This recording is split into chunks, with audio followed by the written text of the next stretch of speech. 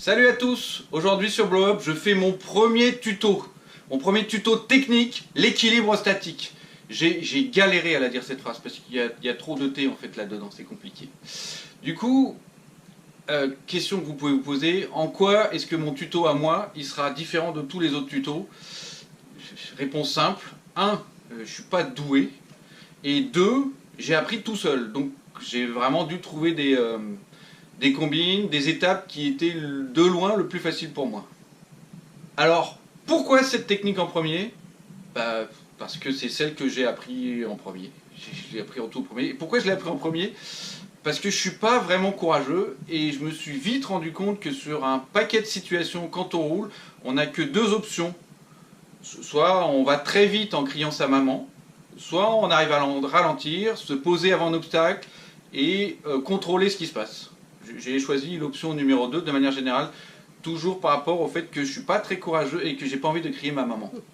Bien sûr, il y a une troisième parce que en fait c'est mieux de dire troisième avec 3 doigts.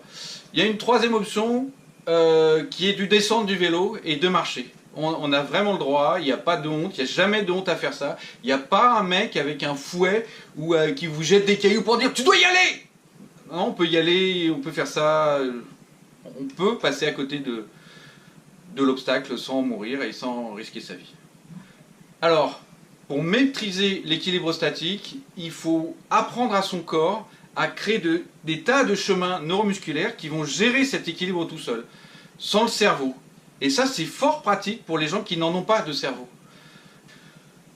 Pour donner un exemple, c'est le même principe que rester en équilibre sur une jambe. Pas sous, pas bourré, ça marche pas.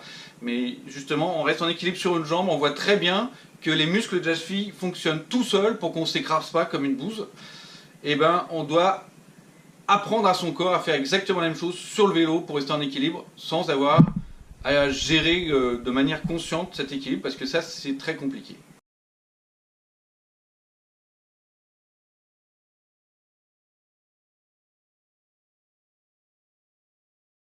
Ok, première étape pour apprendre à rester en équilibre sur son vélo. Déjà, je conseille fortement les pédales plates. Parce que sans pédale plate, vous risquez de mourir dans d'atroces souffrances ou de vous écraser de manière très ridicule régulièrement par terre. Donc pédale plate, selle basse si possible, au maximum.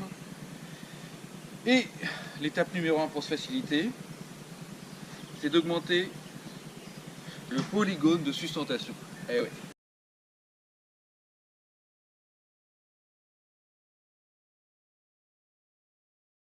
En gros c'est simple, hein. Le polygone de sustentation, ça correspond à toute la surface entre vos appuis, entre les appuis du vélo sur le sol.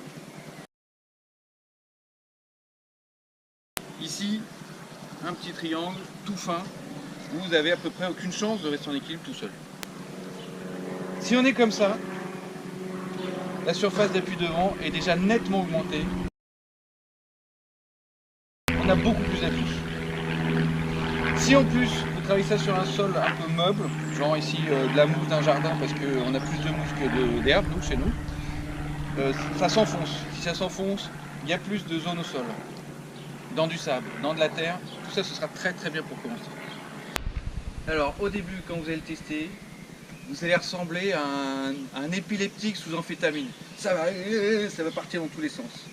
C'est pour ça que je conseille aussi d'avoir des genouillères parce que très vite vous allez essayer de le rattraper avec les genoux et donc vous allez vous exploser les genoux contre votre cadre, d'où l'intérêt des genouillères. Mais après vous ne semblez plus qu'un épileptique, sans amphétamine et après un mec normal qui fait du vélo. Une fois que vous êtes paré, moi j'ai commencé à prendre l'exercice pédale basse.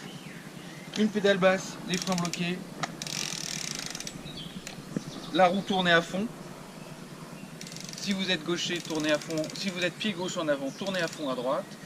Si vous êtes pied droit en avant, tournez à fond à gauche. Et on essaie de s'équilibrer. Frein bloqué, on décolle et on lève une jambe. Juste pour s'équilibrer. Et vous apprendrez vite à vous mettre en équilibre comme ça. L'étape 2, c'est la même chose, cette fois-ci avec la pédale à l'horizontale. Même chose avec la pédale à l'horizontale. Et vous calez comme ça, en équilibre. Parce que petit à petit, vous pourrez mettre l'autre pied dessus. pied en l'air, pied dessus.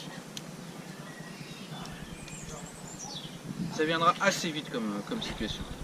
Et une fois que vous pouvez tenir là-dessus plus de 10, 15, 20, 30 secondes, vous avez gagné. Vous avez gagné. Après, il y a des tas de variantes. Vous pouvez rajouter pimenté, guidon dans l'autre sens, votre pied inverse. Vous verrez que très facilement, on peut décaler nos roues arrière, à gauche, à droite. C'est un exercice assez facile à acquérir, assez facile à faire, et c'est une compétence énorme. Pourquoi? Parce que dès que vous roulez lentement, vous êtes en maîtrise, vous maîtrisez l'équilibre. Après, vous avez donc toujours l'option, je peux y aller lentement.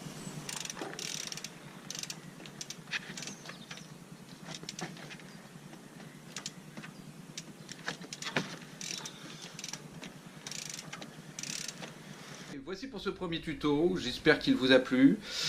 Entraînez-vous 10 minutes par jour, ça suffit, il n'y a pas besoin de matériel, il n'y a pas besoin d'avoir un physique énorme, c'est pas trop fatigant.